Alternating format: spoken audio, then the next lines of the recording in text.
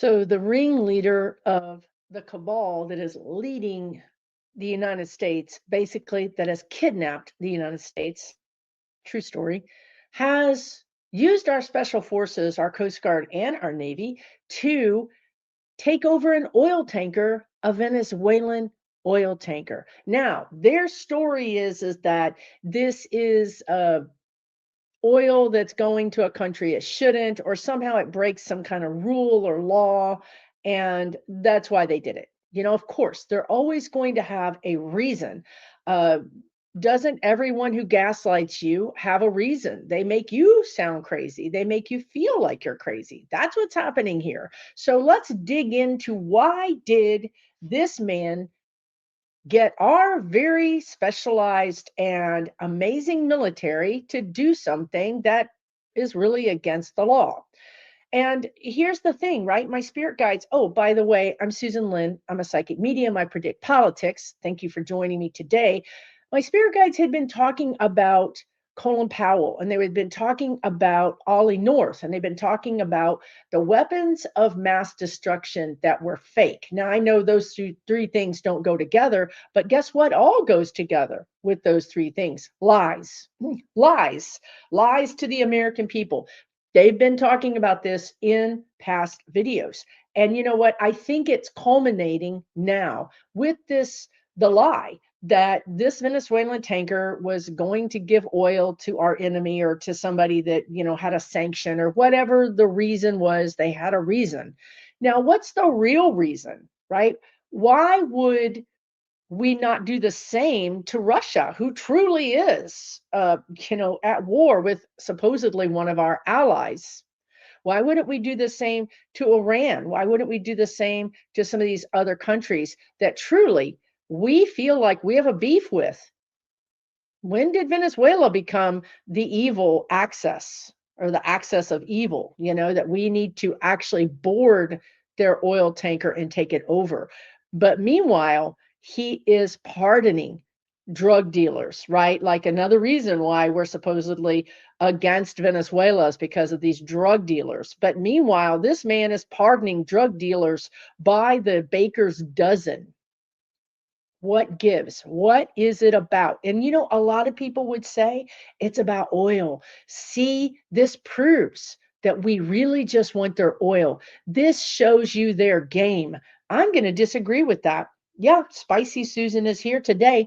I'm going to disagree with that because maybe we want their oil, but not really. Let me just say that Exxon doesn't want their oil because their oil sucks. Their oil is low quality. It takes a lot longer to refine. And it's not like it's being given to us at a bargain basement price either. So why would we want it when we've got plenty of oil, frankly, right here in the United States, and a whole lot more that comes to us through OPEC, who supposedly, if you think about it like this, well, the Saudi prince was just in the White House. So it seems like things are pretty chummy with Saudi Arabia. It would seem like things are pretty chummy with these countries that produce oil. Why would we need to diss them? Why would we say, yeah, we don't care about you, even though we just invited you into the literally Oval Office? We're going to screw you over. We're going to go down here and invade this country and take their oil. It doesn't make any sense because it's not about oil. Okay? Just bear with me for a minute.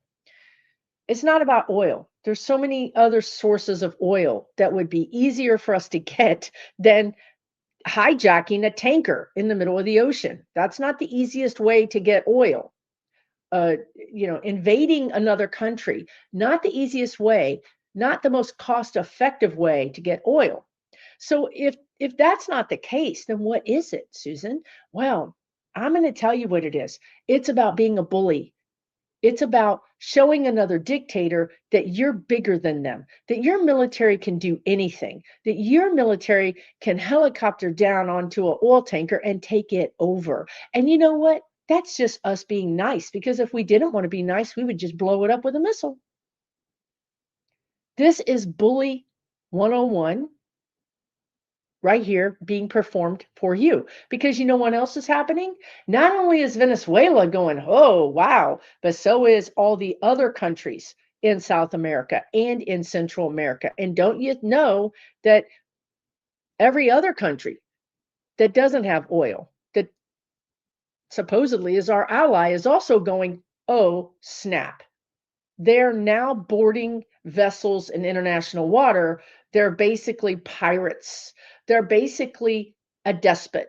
They're basically a dictator. This is the real reason behind this. The real reason is my amazing military just took over a tanker in the middle of the ocean. We can take over your tankers. We can take over your cargo ships. We can take over your airports. We can take over your country. Heads up. I am big, I am powerful, and you all should be scared of me. That is what he's doing. This is what this is all about. And he always picks targets that he can bully, like a Venezuelan oil tanker. That's a sitting duck. And is Venezuela, do they have nuclear bombs? No. Do they have missiles that they could shoot at us? No. They're an easy target to pick on, just like the targets he's picking on with ICE. Do you see ICE going into maybe the worst parts of town? You don't. You see them going into nice suburbs. Go look for yourself. On occasion, they wander into some place that's a little sketchy looking, but more often than not, I've seen them in higher end places. Why is that? Why would you go to a middle class or higher neighborhood, and arrest people? Why would you go down the streets of New York City grabbing hot dog vendors? Because they don't got guns. That's why. Because if you run into a part of Los Angeles, you run into a part of Houston or Atlanta, mm, maybe a part of Baltimore or Boston, all blue cities. You run into a part of those cities, and not only are your people not going to come out, your vehicles aren't going to come out, because those people are armed. Those people have truly doing the criminal things that this administration says that these other people are, but they aren't. They know if they go nab a nanny at a park or somebody in a car that looks maybe not white, the odds of them not carrying a gun are really high. If you go to Houston, to some parts of Houston, and you pull somebody over, I promise you they're packing heat. I promise you they're packing heat. If they're white, they probably got the kids probably got loaded down. They might even have ARs in the back seat. Ain't nobody want none of that smoke. They're not going for those people. They're going for the easy targets because it sows terror, it sows fear. This is their whole game. Their whole game is to make us terrorized, to make us feel like they have more power than they really do. Again, they're not attacking a boat, an Iranian tanker. They're not doing that. They're not attacking a Saudi Arabian flagged vessel or an OPEC or Qatar. Nope. They're not attacking Israel. Nope. They're not attacking China. No. No, they're attacking a Venezuela boat. Right? So this is why they're doing this. When people say, oh, we just want their money, they don't want their money. They don't want their oil. They want the power of fear. Because I promise you guys, when I woke up this morning, and this was even before I saw that they had attacked a Venezuelan vessel, my guides were saying that our allies are getting nervous, really nervous.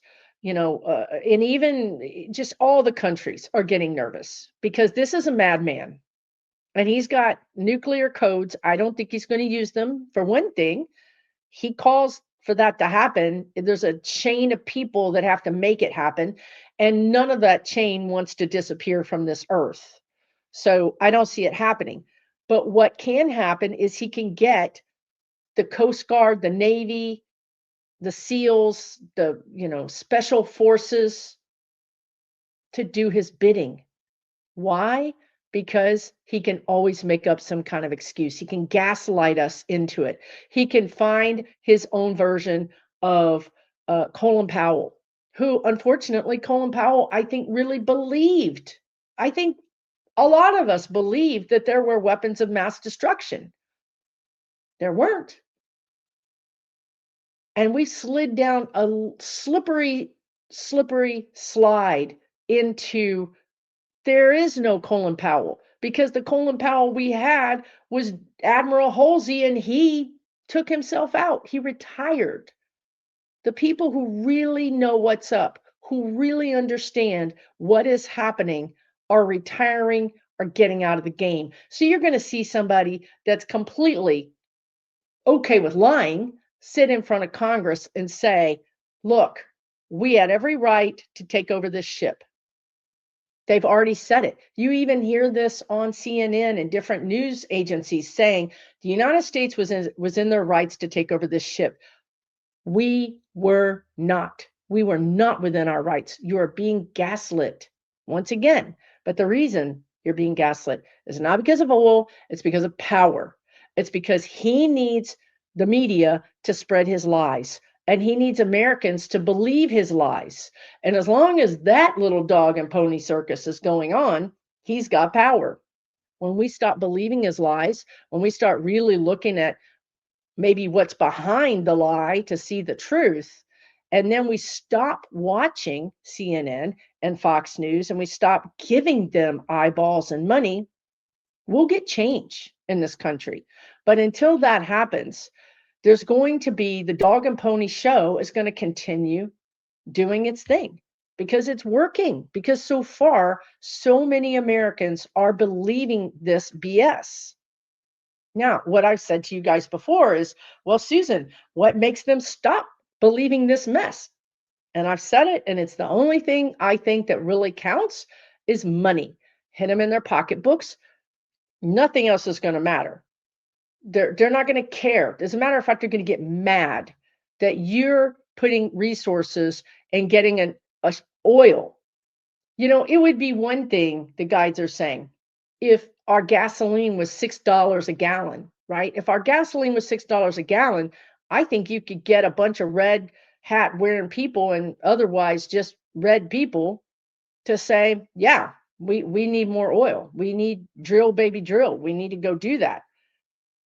It's transparent. It's so transparent, his reasoning why he's doing this. So as the money, as the crush of the economy, the reality of the economy, you know, right now I feel like most of this is a bubble, that we're living in a bubble that was literally blown up by gaslighting. It's not real, but we're pretending it's real. We can't get jobs numbers. We can't get any economic numbers. Nobody is sharing any numbers.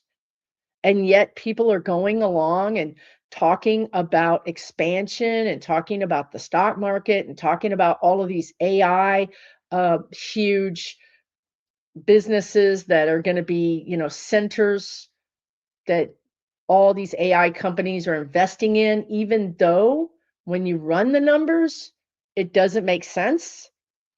You know, these data centers don't, the money that they would make doesn't pay for themselves. It's all a big bubble. And what the guides have said is the United States, the entire United States is Enron.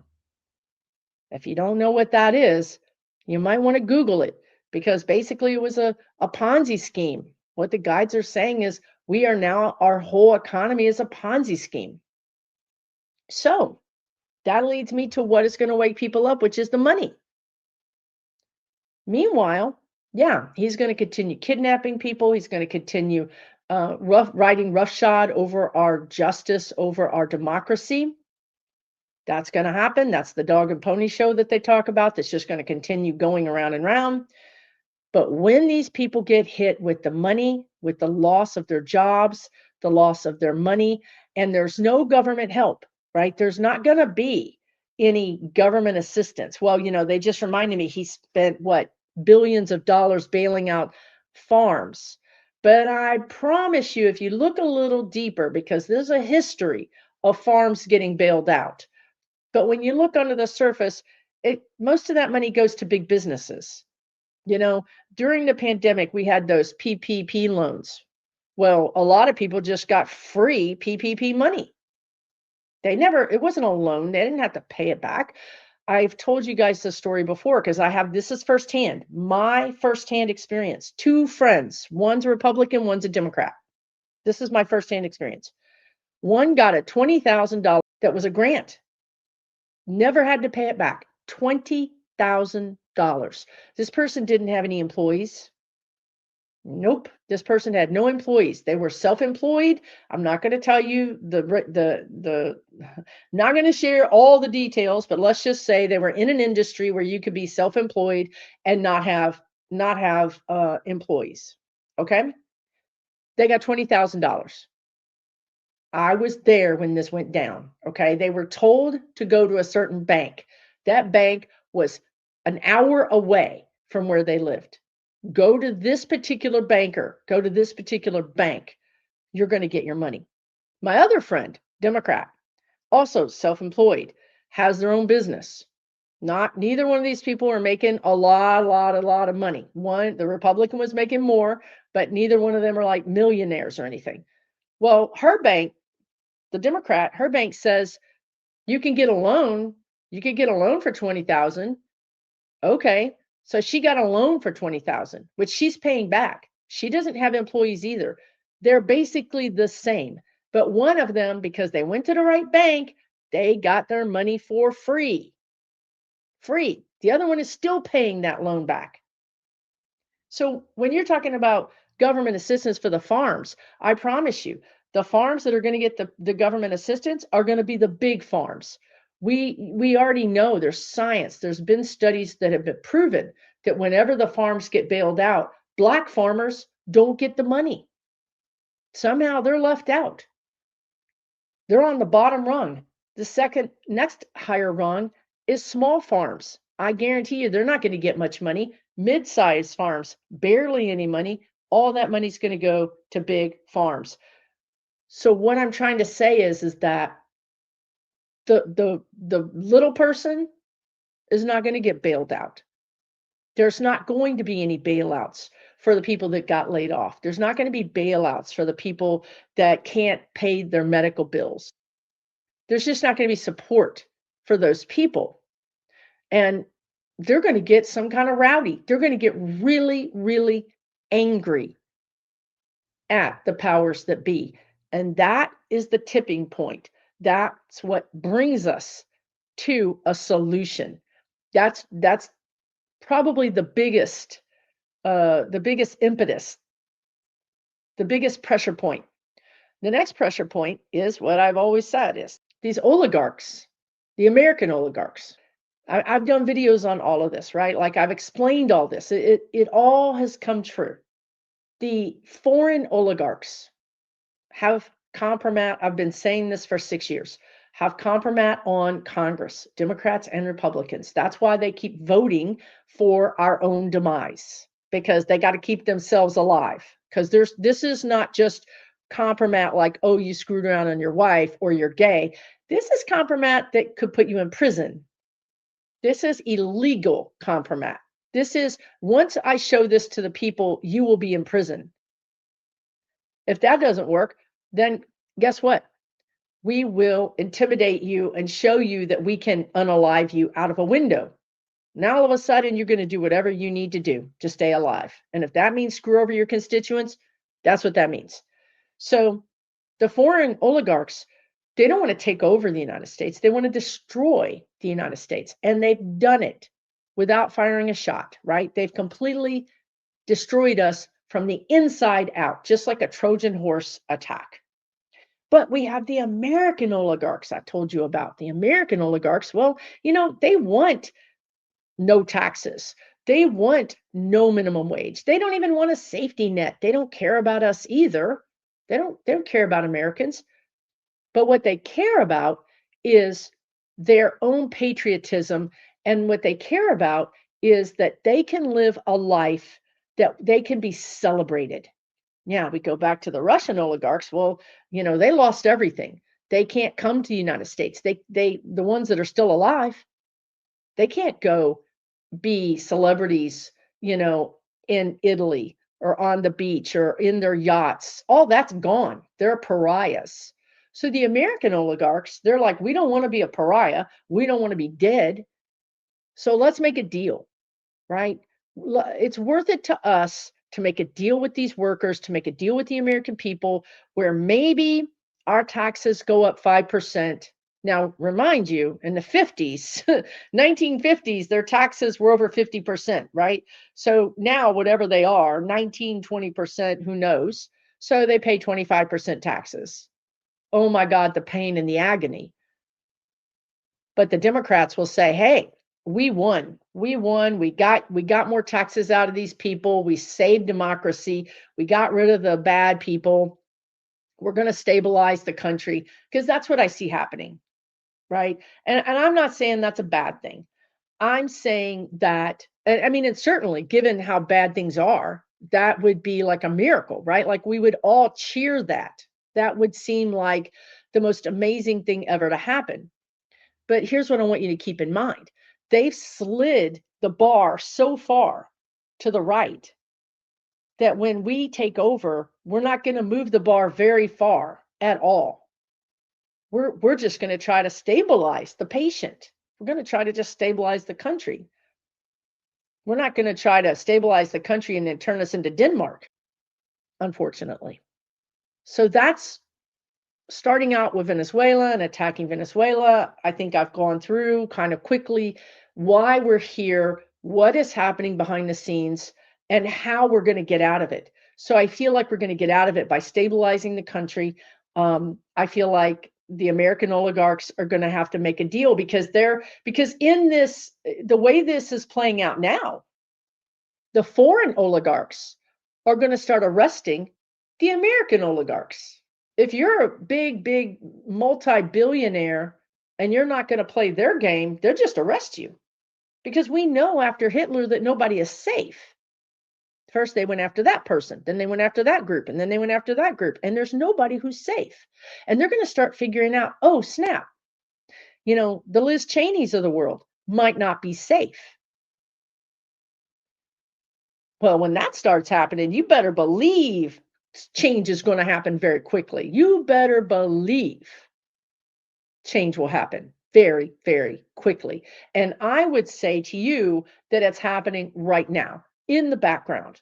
I have already talked about how I saw Obama being involved from a scholarly, constitutional scholar, president, two-term president, sort of way, that he's involved in how do we save this? How do we stabilize the patient? That honestly, that's what everybody's trying to say. The patient is on a crash cart, it's about to die. How do we at least put it in a coma? Right. Like, so the guides are saying we're going to be put in a medical coma. They've said this before, but not like this. They've said before, like, we're going to have a pause. They're saying now, and I get it. I'm a little impatient, and I'm a fighter, and I'm a firebrand, and I'm spicy. So I'm like, forget medical coma, put some paddles on this bad boy, shock the hell out of it, get off the table and go fight. That's how I see this, but that's not how my guides see this, and they don't think this is the most expeditious way for us to save our country. They're like, so it's a good thing I'm not president. Let's just call it what it is. It's a good thing I'm not president. So we're going to be put in a medical coma, which is going to make me have to really dive into my spiritual work a lot more, because it's going to be hard for me to, it's going to be fine. It's going to be fine. The majority of Americans are going to be thrilled, and everybody's going to be able to breathe a sigh of relief. And look, that it's really and truly the best option. So what does a medical coma for our country look like? Well, it looks like, first of all, you've got to stop the thing that's causing the country to die or convulse or have a heart attack. So we're going to get rid of that thing. And we go back to the oligarchs. We go back to the money and the deal with the conservative Democrats, which I've been telling you guys for a year. But this is sort of becoming more of a reality. It's becoming more of a reality. There's a lot that has to happen behind the scenes, and I do sense that our allies are involved in this. And I can't say too much. I'm not really looking that deep because I don't want to say too much, but let's just say that when this is done, this reverse coup is done, that the allies will be a strong partner in providing information, evidence, data, that will help us. I don't know why I'm saying us, that will help them, these people. And it's not going to be Obama because he can't be public, but he is in it. Okay. He is in it. So is Biden. So is Clinton, Hillary Clinton. They're in, again, I'm going to tell you, this is the same thing they said a while back. Kamala Harris is not in it because she's trying to be outside of it so that she can run for president. She does not need to know. She cannot know things. Okay. She cannot. It would mess up her ability to run for president. So she's not in it. There are these people that are in it, that are creating this new framework to get rid of him one way or another. Either he takes himself out, meaning, health wise, something happens health wise, or he flees, or he gets whatever he gets. I'm not going to go into it. I can't go into it. But he's off to he's removed. Even if JD is in, these people, these oligarchs, these American oligarchs, like the idea of JD being in because they feel like they can work with him. I think they're wrong, but whatever. They feel like they can control him. They feel like they can work with him. And I think they're going to give him an opportunity to do that. I think that when he gets in, they're going to sit down with him and say, I mean, truly, this is bold, right? To sit down to someone who's the president and say, this is the way it's going to be. You're going to do it this way, or we're going to get rid of you. And we can. I really think that they're going to give him an ultimatum. The problem is what they want him to do and what his handler, Peter Thiel, wants him to do are not the same. They're not the same. And they're not having a conversation with Peter Thiel. Do you understand what I just said? They're cutting Peter Thiel out. They're basically saying, you need to come to our side. You need to divest yourself of this guy. And if you come to our side, we can make you a president. We can give you power. Don't you want that? Like I hear them selling it to him. Wouldn't you want to be president? But you got to do it our way. Now, who's saying that to him? This group that includes American oligarchs and some Republican and Democratic power players. So that's what I see happening. Now, if JD says, no thanks, I can't turn on my guy, then they'll go around him. They'll take over Congress. They'll sit down with all the I'm telling you, I'm reading you right now exactly what's going to happen. I feel like this is exactly what's going to happen. It could be a little different because manifesting is different because people do their own thing, but their intention is they're going to go to Congress. They're going to sit down with these people that have compromat with them, and they're going to work out a deal with them to give them some kind of pardon or some kind of ability to not have to go down for that. And then at the same time this is happening, I feel like our allies, and this is what I'm getting, is our allies will deal with Putin, because Putin is the problem behind the compromat. He's the one with the compromat. If Putin goes, the compromat goes.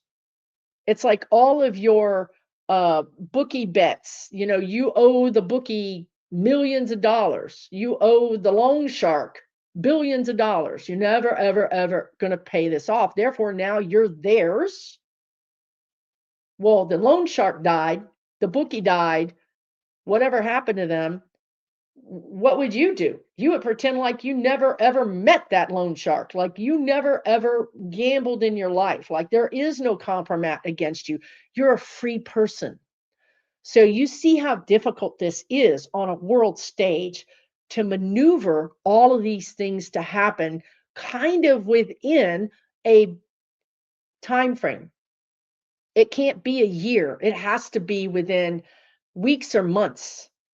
It has to for all of this to work. So you can understand that behind the scenes, there's a lot being done, and it's critical. And it may work. It may not work like that because there's so many moving parts. But this is their plan. If they can't convince JD to go along, they'll go over his head. They'll get Congress to either step down. They're going to give him a deal. You step down, I'll make sure this goes away.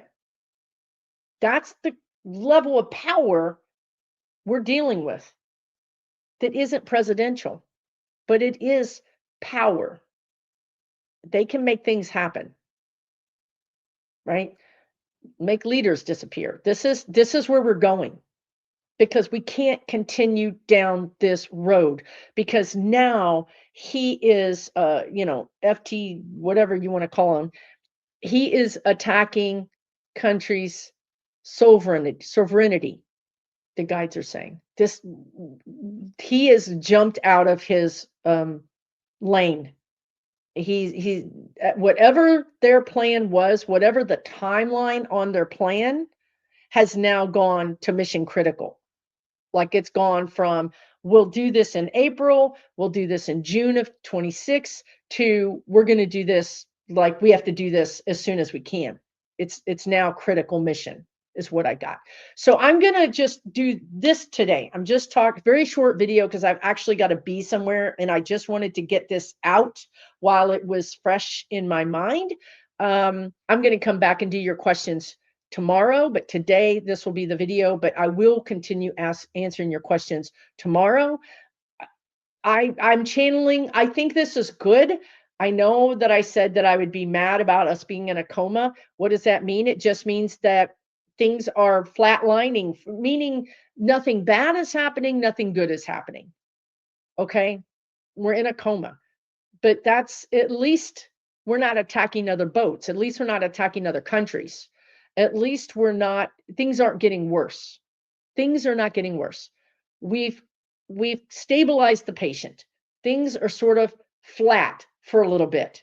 We're not going up, we're not going down. We're catching our breath. We're having a pause. This is what the guides have been saying for the last 10 videos, literally. There's going to be an opportunity for a pause. And we need that. We need a respite from this war. And then, it's like, anyway, when you stop firing at each other, when you have a truce, sort of, it could be a temporary truce, but it does feel like it buys us time for this group to put some plans in place.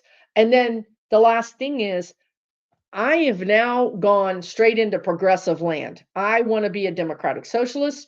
I believe that we need those things. So that's why it irritates me that we would make a deal where these robber barons only have to pay 5% more or 3% more. They need to be paying 20% more. So this isn't over. Even after we fix, we fix it. We go through the coma, we come out of the coma, we're feeling better. The economy's coming back. We're feeling like things are going to be okay. They're not ever going to be okay until we really address our racism, till we really address the power, the upper class, the whole class system here, the fact that they make so much more money than the average person. We're not going to be okay until we really address that. And that's where we're going. We're going to continue working towards that. That is always going to be the goal. That is always going to be something that we're working towards. And I think that will happen, but I think it will happen more likely in cities, the way some cities have minimum wage that's 3 times the national minimum wage. So you do see some cities really stepping up, trying to take care of their constituents. You see some states trying to take care of their constituents. This is how I see this manifesting more on a city and state sort of basis than on a United States basis. But it's progress. Because when I learned that, this city is getting things that I'm not getting, then I'm going to start being vocal. I'm going to start going to my city council meetings. I'm going to start running for office, because if they can do it, why can't we do it? So it's got to start somewhere. And if it starts in the cities, that's somewhere. If it starts in the states, that's somewhere, right? So we're going to continue making this a better place to live. It's not over. We haven't died yet. We haven't flatlined yet. He cannot do it. These are the things that I see that are going to push us into a better version of us. Let me know what you think in the comments below. I'm Susan Lynn. I'm a spirit navigator. I'm a psychic medium. I do political predictions. If you've enjoyed this video, please hit the subscribe, hit the bell notification, leave me a comment, share it with any friends or family that you think might be interested in this subject or my reading of the subject. And also know I have a whole nother channel, Susan Lynn Spiritual Way Shower, where I talk about spiritual things. Now, when I say spiritual things, well, I'm talking about how to help yourself in this hellscape. That's basically it, right? I am not a guru. I am simply someone who can help you understand why you incarnated here, what you're doing here, how to get through your life easier, more effortless, and to live a better version even right now. I am living the best life I've ever lived right now, despite the fact that my country has been taken over.